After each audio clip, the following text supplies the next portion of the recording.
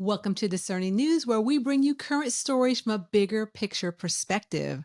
The purpose is to inspire clarity and enthusiasm for your unique journey. Here we are again, guys, for another episode of Spiritual Perspectives, Discerning News. Are you ready? I love it. I'm always ready.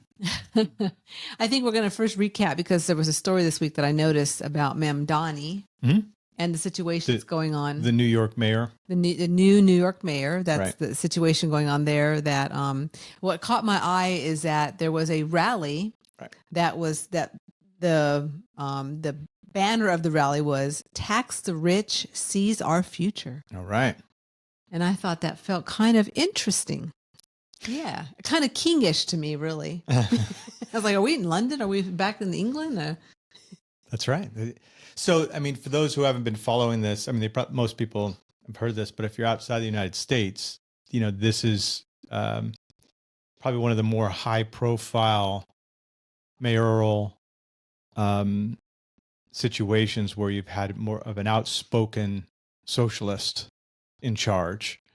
So that's part of what's making it so spicy for America, because that's antithetical to the whole concept that we're used to, at least. But that is the latest thing that I understand is they've won.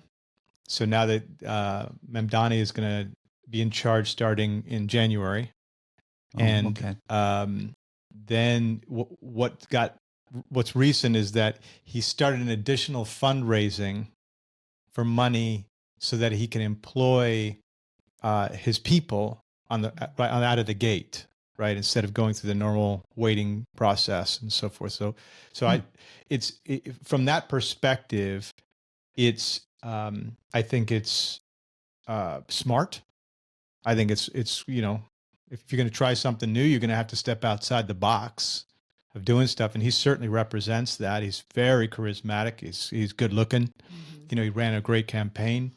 But the things that really stood out to me was that they're going to go try this, right? That's the big thing they're going to go try something here. And so, okay, let the process do its thing, right? So that's what it's going to be. It's going to be that sense of something new, and it's going to follow the one thing that, the other thing that stood out to me is it's going to follow a degree of a certain pattern, right? And that I'll go more into that for myself and what my impression is, but he's trying something new. He's going to step out of the box. He's going to step on some toes. He's going to grease some tracks because it's going to be something a little different than what we're used to and what the city's used to. So I think that, we're just at the beginning of seeing something different. How it plays itself out, we'll discuss, but that's the first wave for me. What do you think, Tom? Well, I guess the money that he's raised was $1 million in 10 days, over 12,000 donors. Mm-hmm. So that implies that there's a lot of small donors. Mm-hmm. And that would fit with his demographic, the lower middle class folks who just feel they can't get ahead in that New York environment. So, but New York's always been super expensive since 45 years ago when I worked there. It was outrageous. And I used to wonder why people thought they had to live in New York to find good work, because there's all these other places in the U.S. that you could be employed. But it really says something. I guess what's been on my mind is why has he appealed to, a certain demographic, that got him elected, that lives within the New York City borders. And,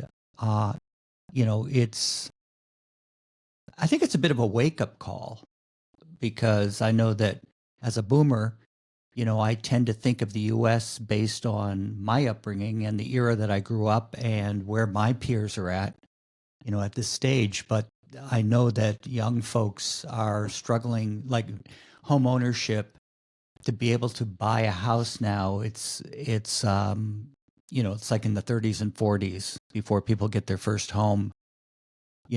Those whatever those numbers are, they're rising. Whereas, my first house, I was in my early 20s. And after a few years of working, it was pretty easy to save a down payment. I had to live further away in fact, my first house was in New Jersey, and I used to work in Manhattan, drive all the way to Manhattan. It was a couple hours away in traffic and a couple hours at night. And that's where you live to afford, a reasonable house kind of a thing. So I don't buy the concept that taxing the rich is going to be his salvation. I think as other people realize there will be impediments to even implementing that policy. Yeah. There's another side to government and all that.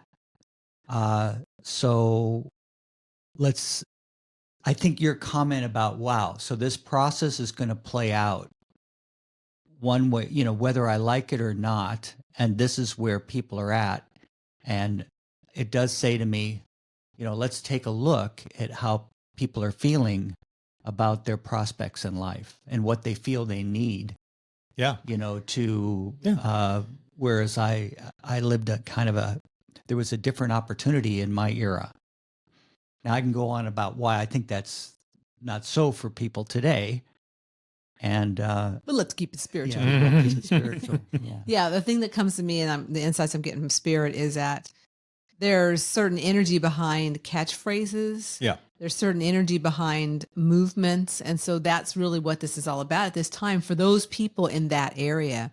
But it's also an ability for us on the outside of not living there, to look at what's happening and to feel into where's this going and how can this trickle out to perhaps the rest of the country or certain other areas of the country that are, like you're saying, Tom, that are having really dire straits with making ends meet, with places to live and homeless people or whatever the situations are. But it's that wave of energy that's prevalent right there and present right now for what's happening in that area. Yeah, and to add to that, I also picked that up, and so to add to that is, that style of wanting to help people, that's a pattern. It's a style.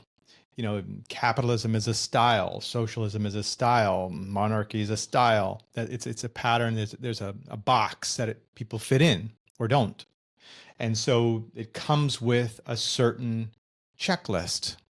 In other words, in order to fulfill that system, there's a checklist you have to be checking off the boxes in order to do. Mm-hmm. So we're going to see some of this stuff play out. We exist in a highly intellectual world, and often the feeling part where your inner wisdom lies gets left out. There's a way to feel more in balance with all parts of yourself. This way is by accessing a spiritual bigger picture of who you are as a soul. Check out the link in the show notes to access a free video series created by the Wayshowers College to support your journey and moving through this game of life. Your intellect and feeling parts will love it. The other thing I picked up on this is because the surrounding areas, the whole of the country, is not like that. So it already changes the dynamics. So if my neighbors aren't believing the same way I believe, my little yard is my yard. I can't let myself, no matter how much I want to, go past my yard.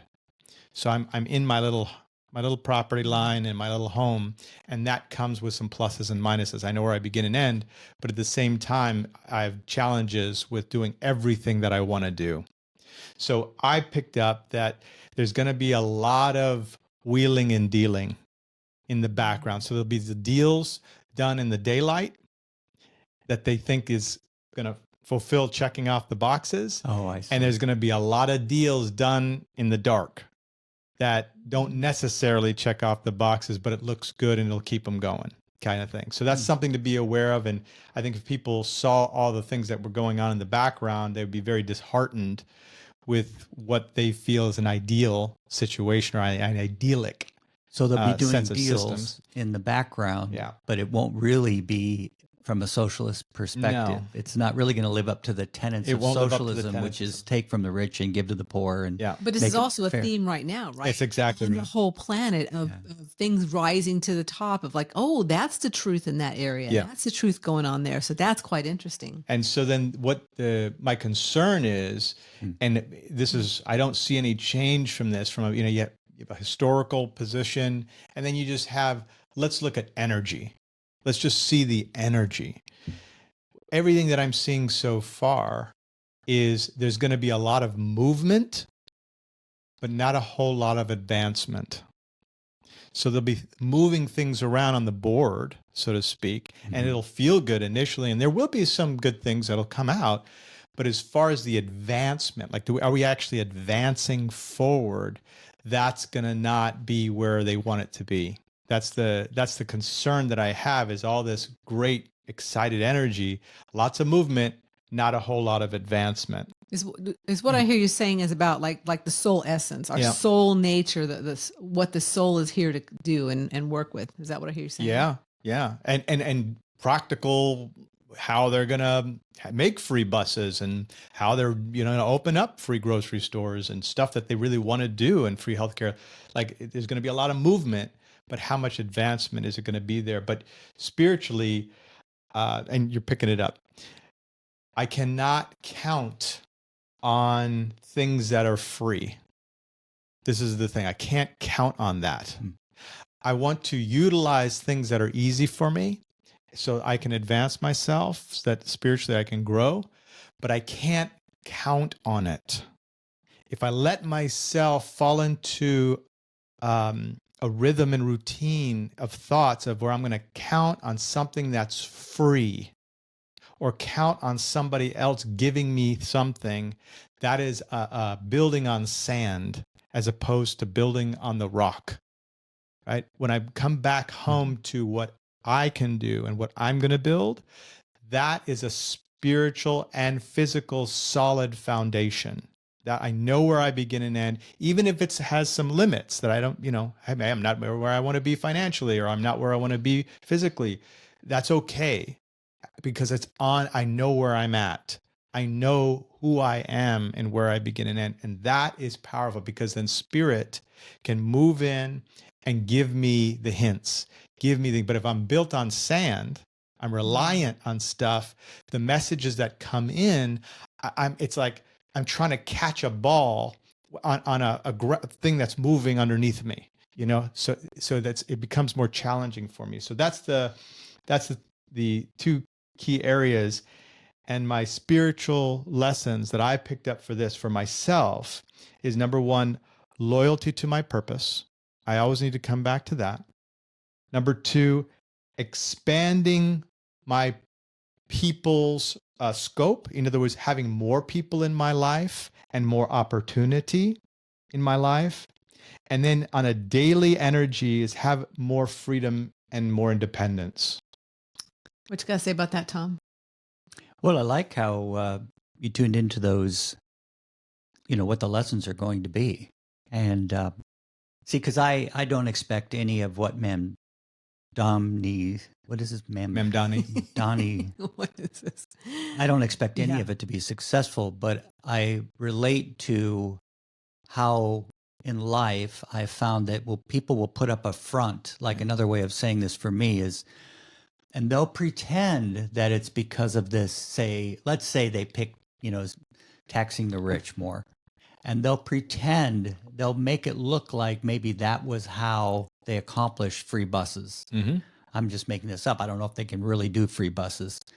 But really, when you look at free services and things like that, I mean, we have things where we get supported. Mm-hmm. We sort of decide, like, for example, defense or law enforcement in our communities is paid for. I don't have to pay anything except for my taxes. The fire department? I don't have to pay the fire department to come and put out a fire at my house. They'll do that for free. Well, not really, because we're paying taxes into a bucket, and the bucket is divvied up amongst where the needs are. So if you swap needs, I have no problem with that. In other words, you want to make buses free, then you take out of that bucket and you redistribute things. Mm-hmm.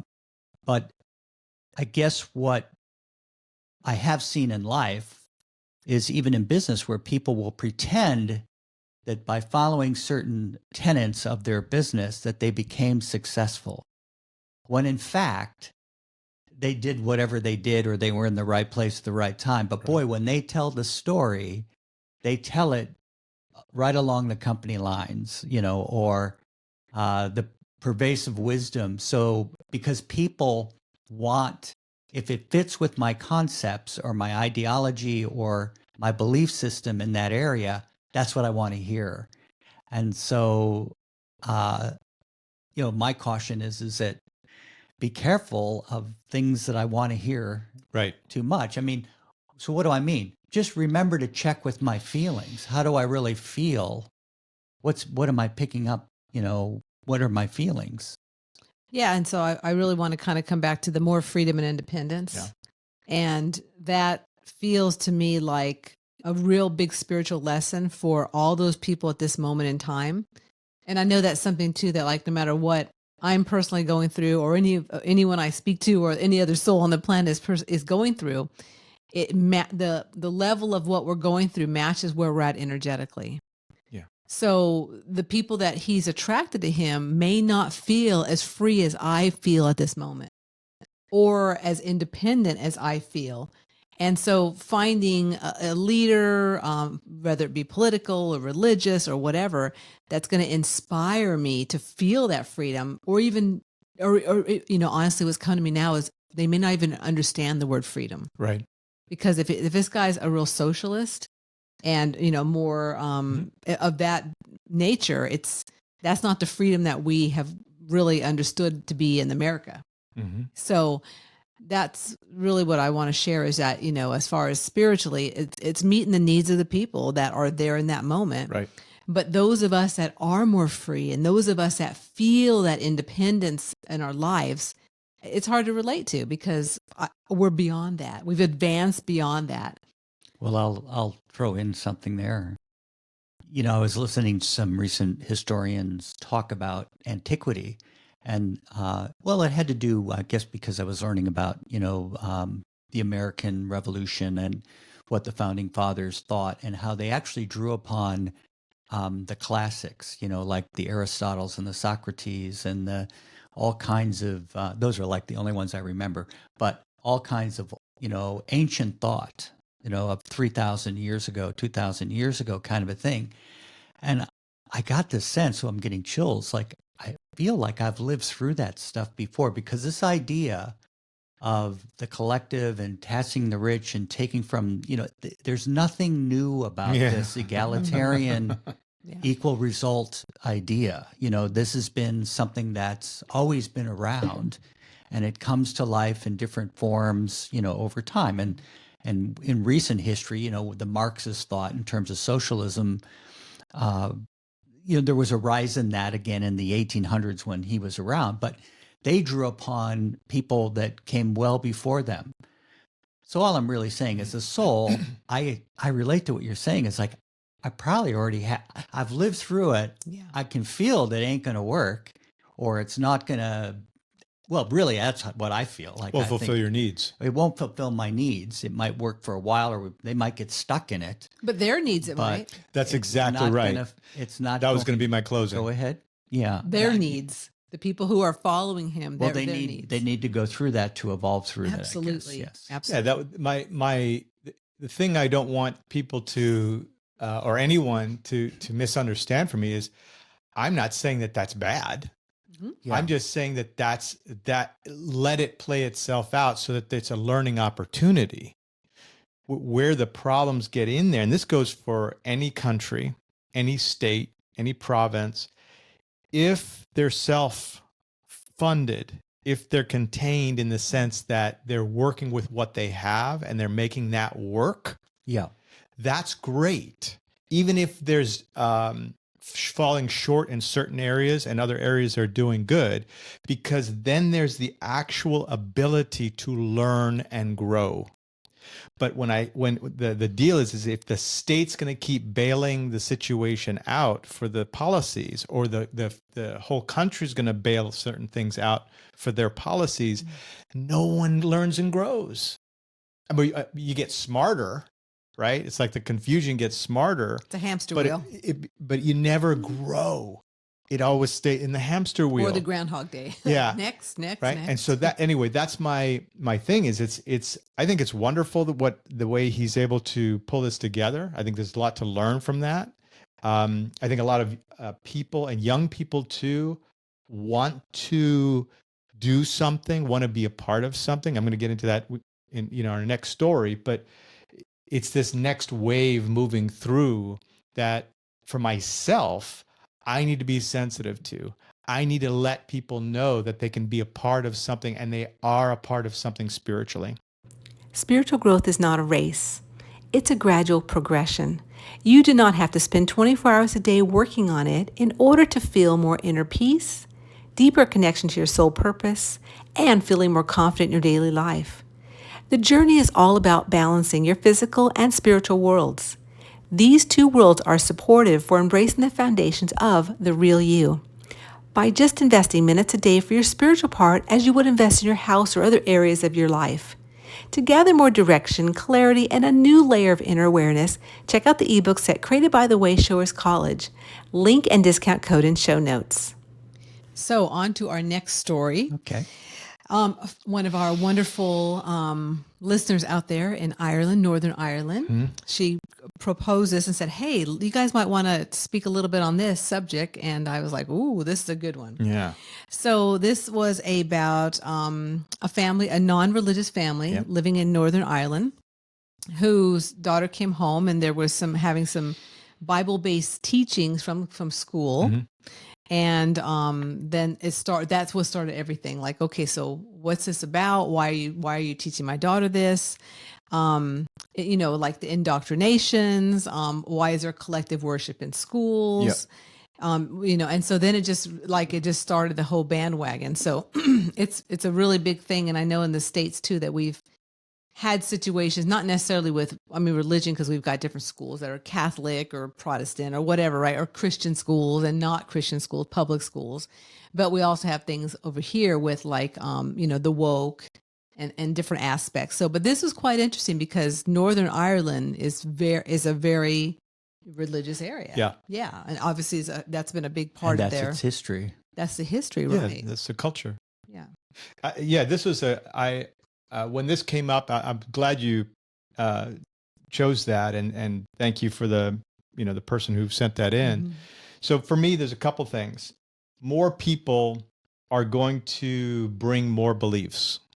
The scope of what I believe in is going to get stretched because there's just going to be more people move in. There's going to be more ideas, and they're going to be different, and some of them are going to be opposing, and some of them be great. And if they're going to embrace that, then eventually in order to have peace, they'll come up with some kind of version of a separation of church and state kind of thing.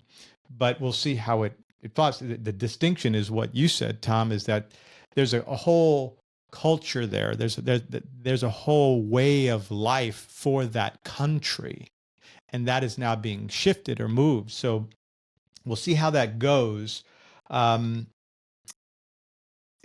What I foresee there, or what I'm seeing there, is number one, the High Court, and you brought this up in the green room.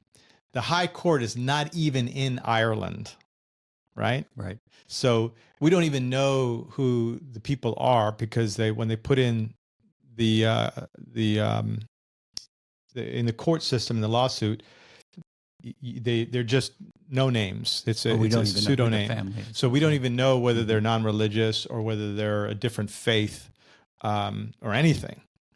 It's just that's what it was.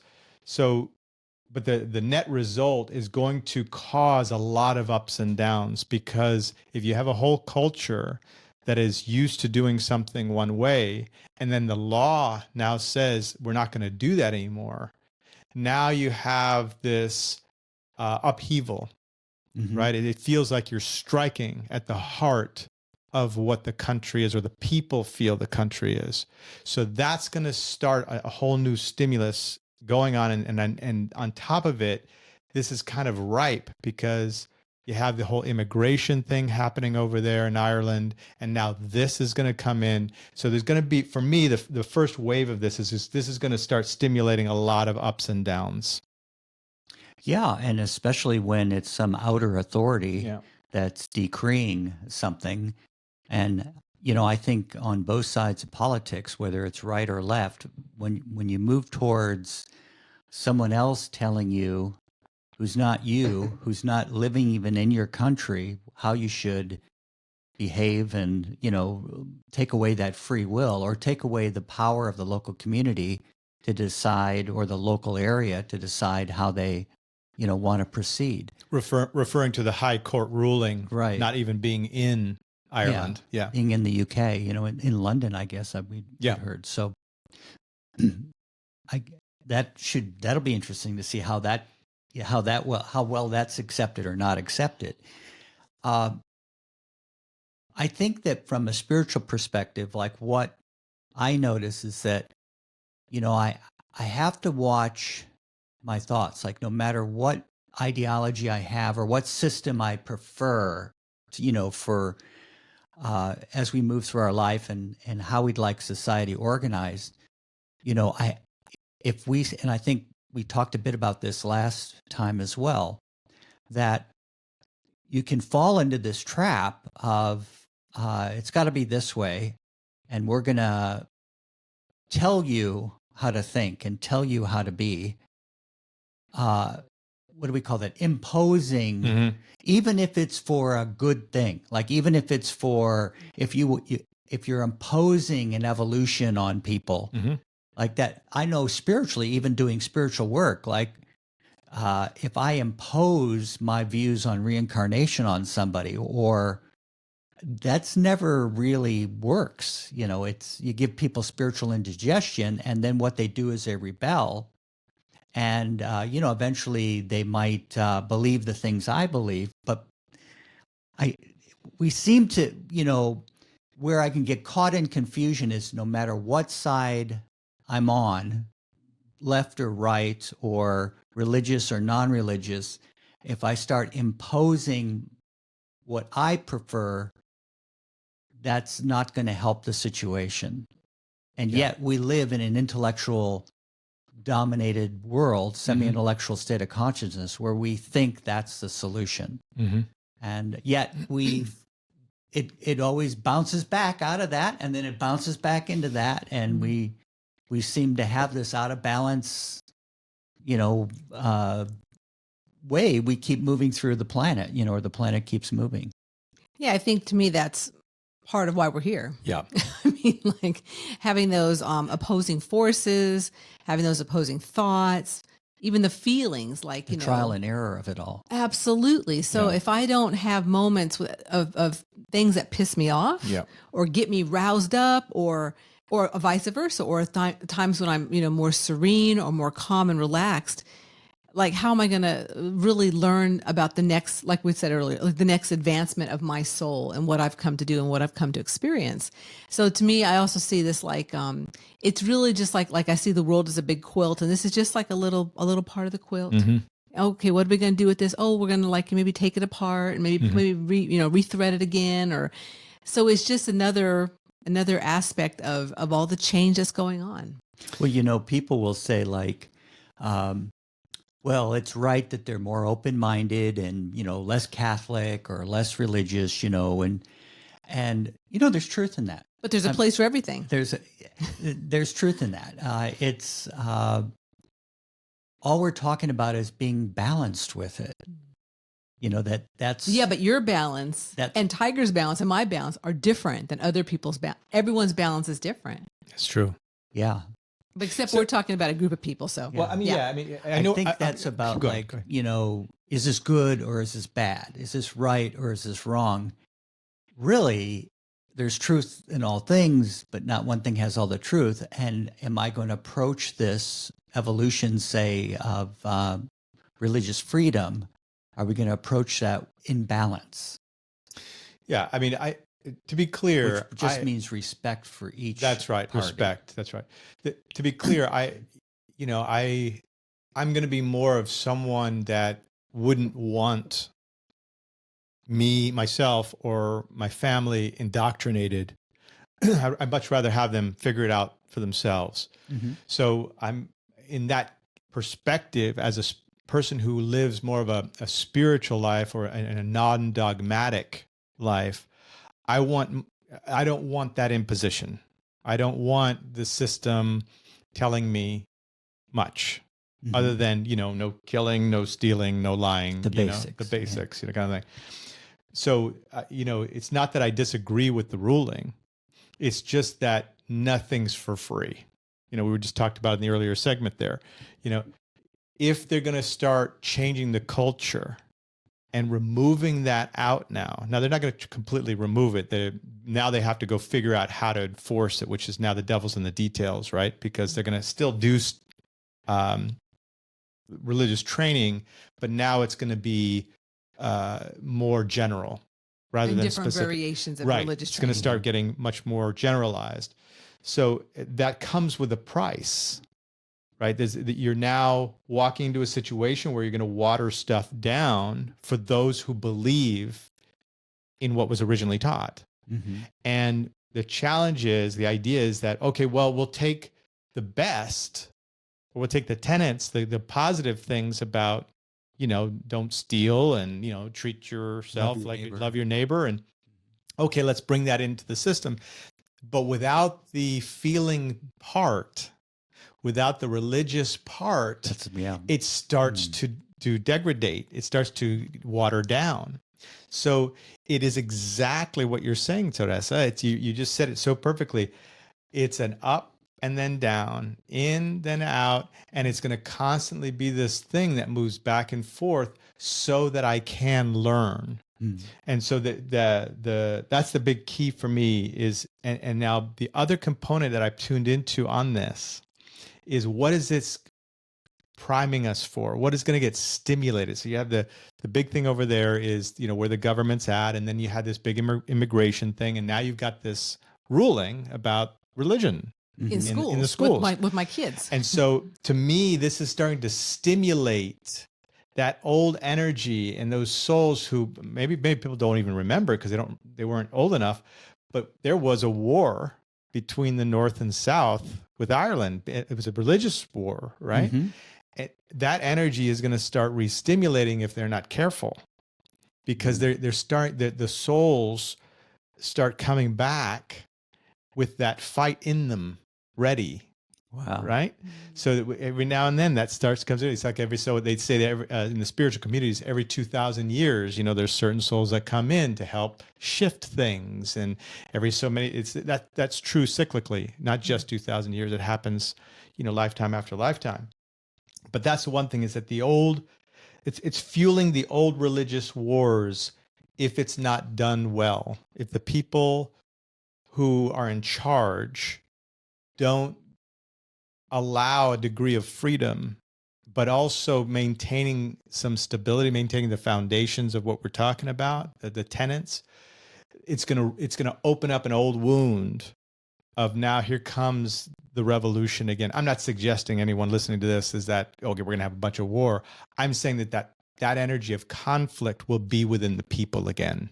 I say it didn't have to be outward. It can be inward. It can be inward. Yeah. So that for me, the key core lessons that it stood out to me is that it's about the system, making sure that there's human dignity, live and let live, brought into the system, right? And they can mess around with the edges, but the core of things needs to have the live and let live and human dignity.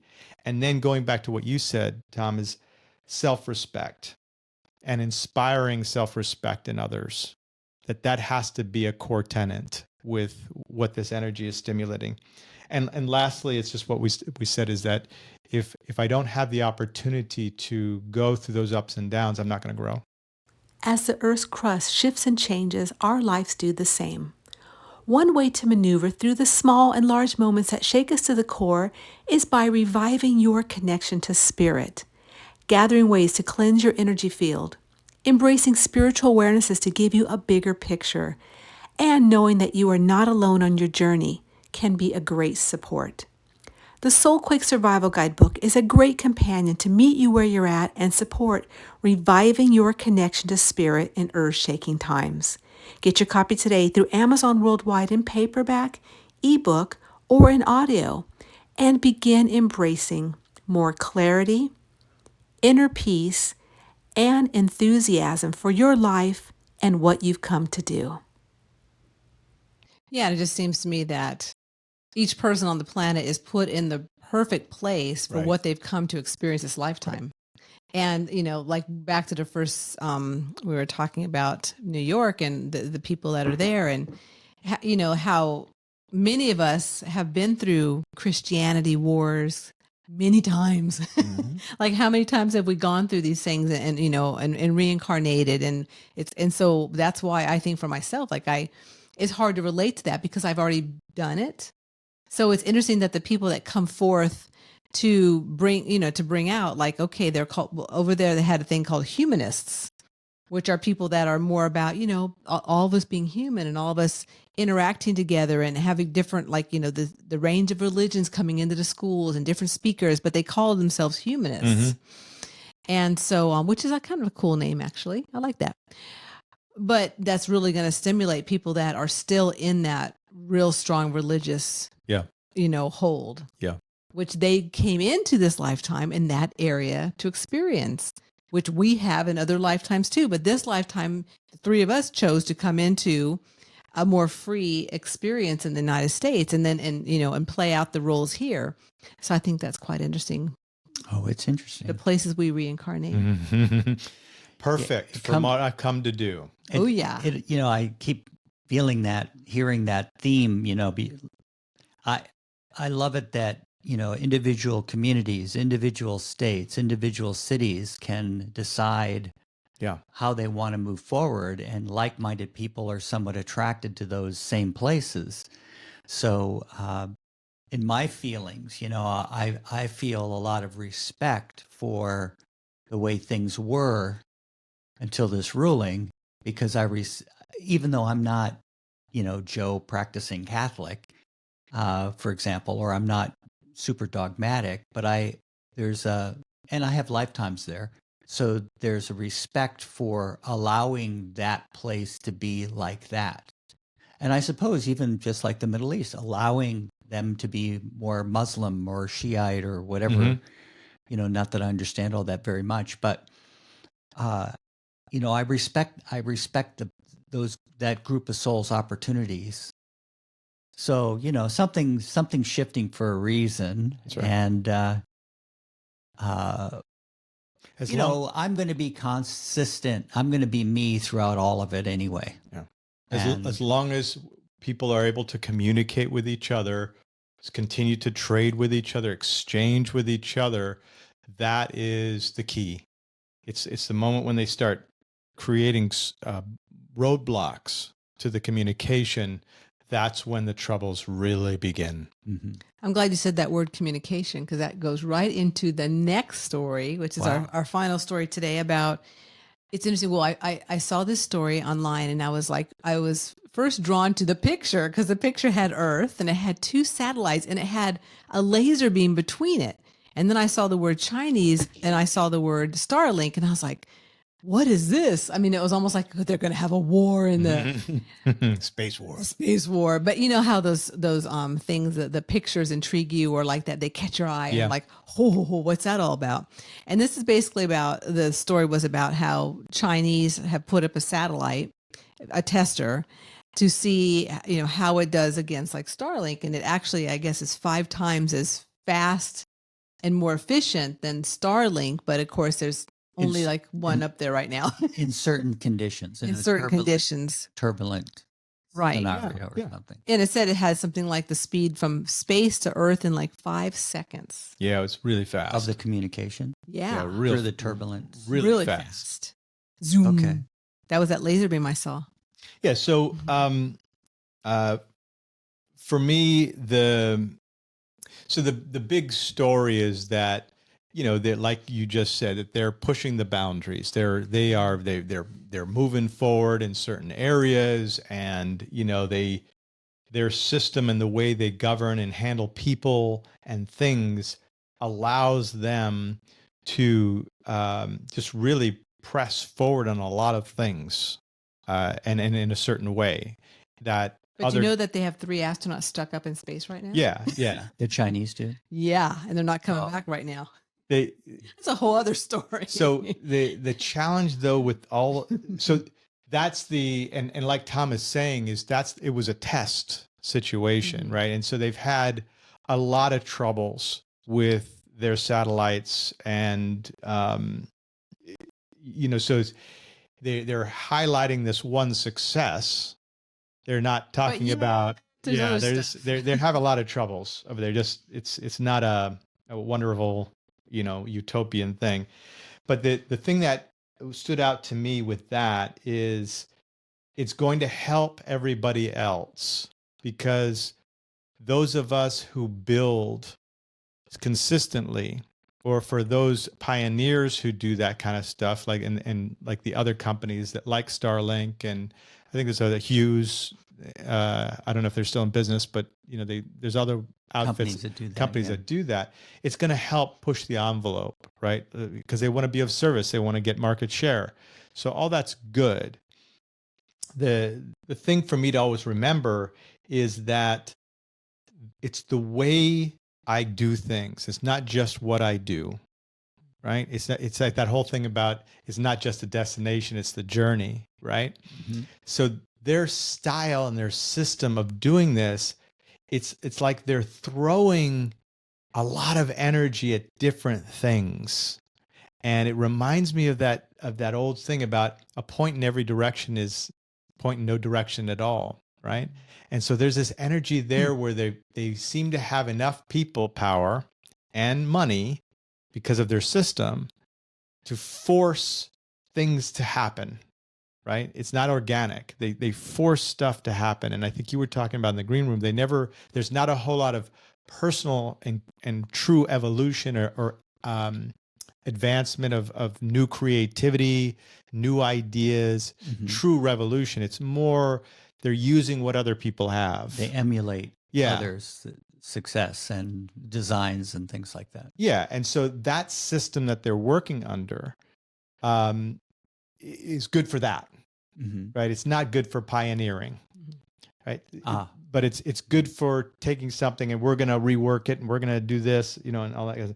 So there's a little bit of that energy of forcing and pushing stuff. So it's almost like, well, we need to get going on the space race. Okay, throw a bunch of people and money at that. Oh, okay, well, we need to have this. Okay, well, throw a bunch of money and people at that, right? So it's like they're throwing, the energy is they're throwing time and energy and resources at things. But there's not that energy truly of, we want to be of service. We're going to build nice and steady toward this. Now that sounds kind of like a contradiction, because they make these plans of like 100-year plans and things like that. Well, that 100-year plan is more about dominance. It's not building something to be of service. It's more about dominance.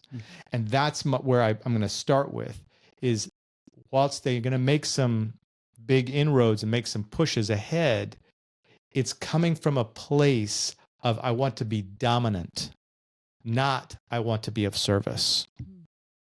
Thoughts on that, Tom? Well, that's a great perspective. And I like how we're evaluating it from that point of view, because it lets go of the rights and wrongs, the moral issue of it, if they copied this or did that, and just kind of looks at the positive side of the way of moving forward. But, I have a feeling that building for service in the longer term is the, that's where the fulfillment and the solution is. That's the security, that inner security comes from, and the outer security comes from, is that how can we be of service? In fact, I pick up this impression as you share wow, like if that shifted over there Oh, yeah. in China or that big place, they would dominate the world with the service, as long as their motives were clear and they were truly being of service, and that liberty, and respect for all life and humans and live and let live, you couldn't stop them. No. But what's interesting is they're holding themselves back, is this impression I get. My spiritual perspective is actually holding themselves back by moving intellectually from that power Yeah. trip standpoint or that dominance standpoint, which really stems from an insecurity, that they have to be dominant or they won't be powerful and secure. I suppose all that gets interwoven in that. Yeah, the key that comes to me is competition. Yeah. So, and when you're saying the being of service, and especially to those that you're servicing, like, right, and that kind of situation, being above, and you're going to be servicing on everyone on the planet with lasers and speed and all that technology. But the competition to me it doesn't feel good. It doesn't feel like it's the right way. But again, it's back to, which we always kind of at the end come like, what do all these stories have in common? What has in common is that, they're servicing the people that are wanting to be competitive. Right. Not those of us that are more free and feel free and want to have more freedom. I mean, of course, yeah, we want fast internet, right? But it comes at a cost when you're working with people that aren't of integrity. Yeah. And aren't, really of service and in a spiritual way. Yeah. And that's not to say there aren't people over there that are absolutely have very clear motives. Oh, yeah. And want to be of service, and there's a positive but they're under thrust that to their energy. doctrine. Yeah. Tremendous history, great, strong people. Yeah. But so the part that I think that you're all sharing on is, for me, the lessons when I hear this story that I can take home for myself is I need to shine bright in my service. I need to just shine bright in my service. So not let anything darken me, just be bright as possible, because the net result is I'm always going to try to catch up if I'm not being myself. Right? And that's you're a great example of that. It's like just being myself lets everything come just right in its right timing. Right? So just be shining bright in my service. And then the second thing, it's an old quote, and probably you all remember it: to be shrewd as a serpent and innocent as a dove. Right? Meaning it is reality that they're throwing satellites up there, and they'll have the means to be able to control communication, means of communication. They can dictate what moves up and down in there, and they're making alliances with other countries and all this good stuff. So I need to be aware of that. I need to be shrewd and know that that's a reality. There's no maybe they'll do that and maybe they won't. No. That's what the plan is, period. And I'm not saying that as an alarmist. I'm saying that's where their stated plan. They want to take over, and that's their plan. Yep. Right?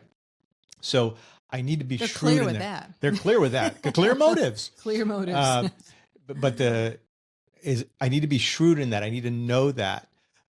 But now that I know that, I can move things in place, but I can still be that lighthearted. I can still be that innocent as a dove. I can still be of service and want that fair play, right? So I know when to bring in the hammer, and I know when to bring in, the nice, gentle glove, So that, to me, those are the two key things. Is I can't ignore the fact that people in my environment, or maybe pressures around me, wants to dominate, wants to control.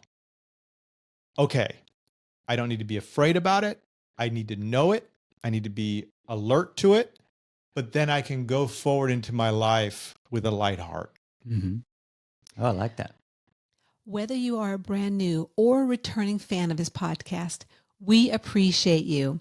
We appreciate you listening to the episodes that we create every single week. If you would love to support us by continually creating great content every week, please consider liking, subscribing, and supporting us monthly. You can find the buttons below to do all the above.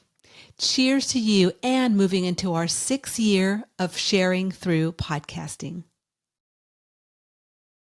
Yeah. So, okay. So let's see what these stories have in common, Tom. What's your perspective on these 3 stories? Well, for me, it's always Commonality. coming back to that feeling light at heart, and that as I move through my day and the opportunities I'm involved with in business and social opportunities and so forth, is that as long as I'm being authentic, I almost hate to say that word authentic because it's kind of overused, but what that means to me is it's just being in my true feelings, or being in my feelings, but I'm calm, I'm alert, I'm aware. And, no matter what directives I'm being given by the people that have, or the businesses that have somewhat authority over me, I still have free will as to how I feel inside. And that many times, really what I've been putting together is the more I'm just relaxed and truly of service, I start hitting the targets, I start hitting the goals that I want to achieve. So I guess that's similar to what we're talking about, is if people, stay positive, relaxed, and in their true feelings with that, true service vibration, how can I really help you or not help? Rather than what I've been programmed or what I'm told to say and think and do, I actually start hitting my targets or hitting my key performance indicators. And like I said, I tuned into that feeling, like if China just turned their ethos around to being service from their feelings, wow, look out. I mean, there's billions of them, and that energy's there. So a lot of souls are attracted to that environment, and must be a lot of learning and growing you can do there. So the commonality that I see in these 3 stories is the word change. Mm.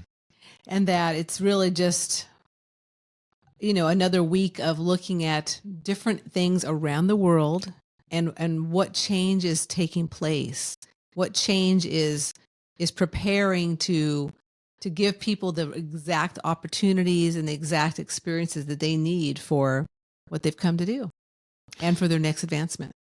And my common denominator with the whole thing is similar, very similar to what both of you are saying. It has to do with I'm perfect for what I come to do.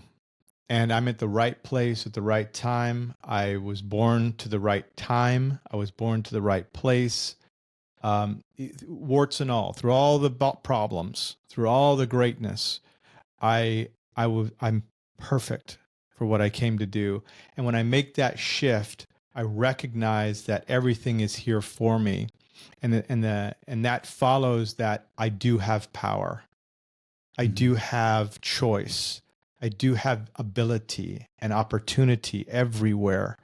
And if I come back home to that reality, there's no limit, right? If the system isn't working for me here, oh, great. And I feel that there's a big stink about it. Great, I'll find some other system and I'll move some other place. Or if it's not that big of a stink, great, I'll conform and play your game. Great, as long as I know what I've come to do.